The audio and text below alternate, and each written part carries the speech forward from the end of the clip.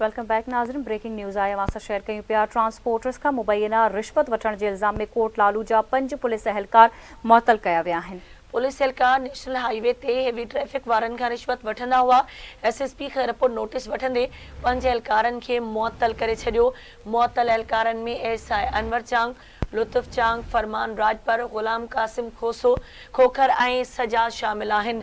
हिकु बार ॿी तव्हांखे आगाह कयूं पिया। ट्रांसपोर्टर्स खां मुबैना रिश्वत वठण जे इल्ज़ाम में कोट लालू जा 5 पुलिस एहलकार मुअतल कया विया आहिनि। पुलिस एहलकार नेशनल हाईवे ते हेवी ट्रैफिक वारनि खां रिश्वत वठंदा हुआ।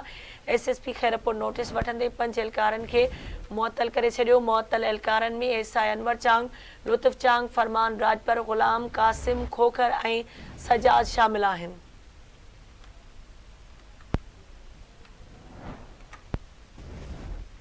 एसएसपी खैरपुर नोटिस वठंदे 5 एहलकारनि खे मुअतल करे छॾियो आहे। अहम ख़बर असां शेयर कयूं पिया। ट्रांसपोर्टर्स खां मुबैना रिश्वत वठण जे इल्ज़ाम हेठि 5 पुलिस एहलकारनि खे मुअतल कयो वियो आहे। पुलिस एहलकार नेशनल हाईवे ते हैवी ट्रैफिक वारनि खां रिश्वत वठंदा हुआ। एसएसपी खैरपुर नोटिस वठंदे 5 एहलकारनि खे मुअतल करे छॾियो आहे।